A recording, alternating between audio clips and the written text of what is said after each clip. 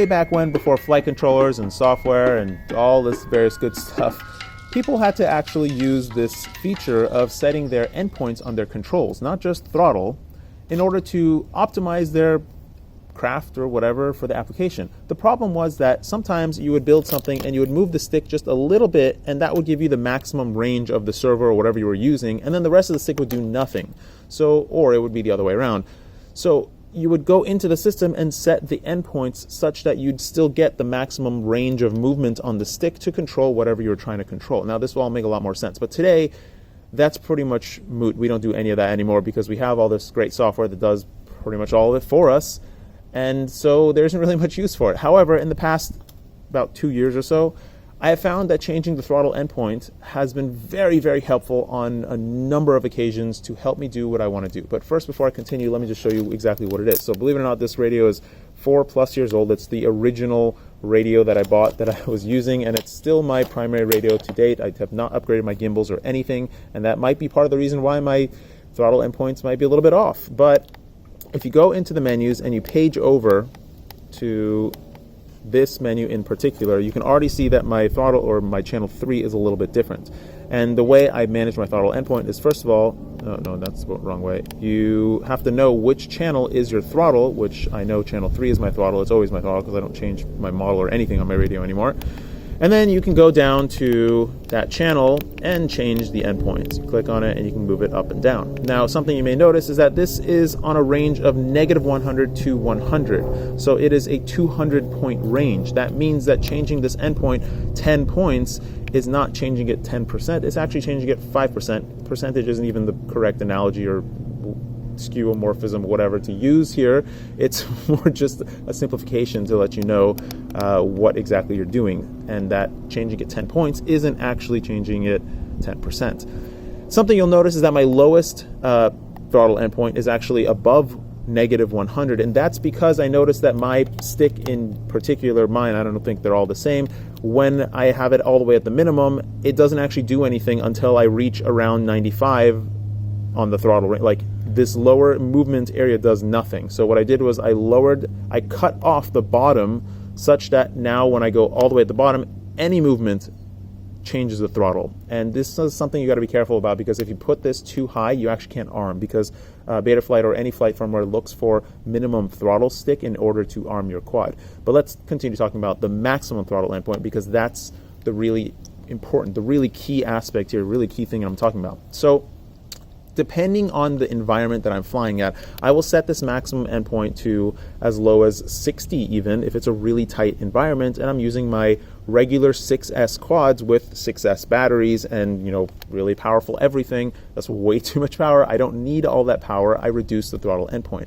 This is something that some racers might do to help them get around the track easier, because you don't always need all that power. Sometimes you just have too much power, and having less power can help you modulate the throttle easier. You can be more aggressive or just more fat-fingered on the throttle, and it works out to your advantage. You can still do whatever you're trying to do. So that has been my primary use for throttle endpoints.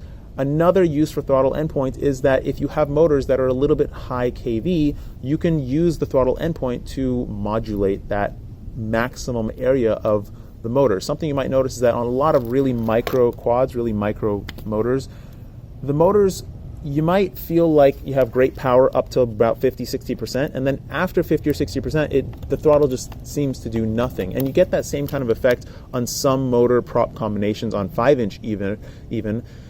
So it's very easy to just cut off that maximum throttle range that's not doing anything. Something else you might notice is that once you do that, you don't actually lose a whole lot of performance, because that maximum range is not really doing anything.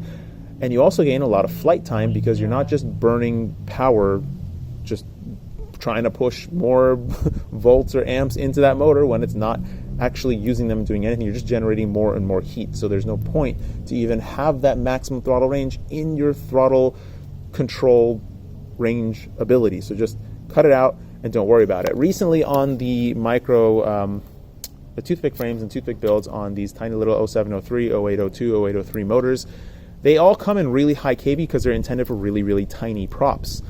However, when you start putting larger props on it, like the King Kong 66mm prop or any 2-inch or 2.5-inch prop on these tiny little motors with 12,000, 20,000, whatever kV, you notice that you only really get any kind of throttle performance in the lower like 30%. So just chop off the entire top. Now, this is obviously not as good as having a motor that's properly the right kV for your application. However, I personally have no clue how it changes the motor function. I've tried to understand it, and I've asked some people, they have some theories, but really I cannot personally tell if having a motor that's just way over kV'd and you just chop half of that maximum throttle range out, I can't tell if that makes a huge difference. Some people will say it lowers your total resolution ability or whatever. The whole point of the story is that consider modulating your throttle endpoint, because it can be very helpful in certain situations where you do have just too much power.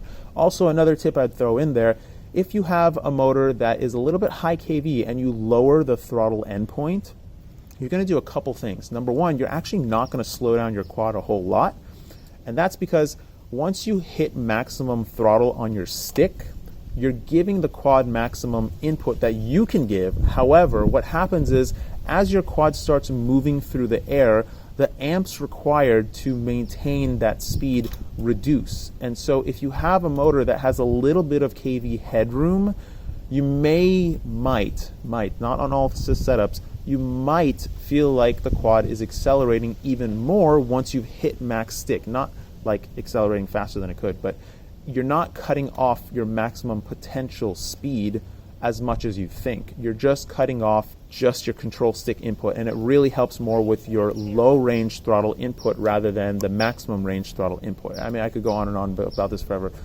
It's really intricate in that sense. Just consider changing your throttle endpoints because it can help you control your quad better. That's it.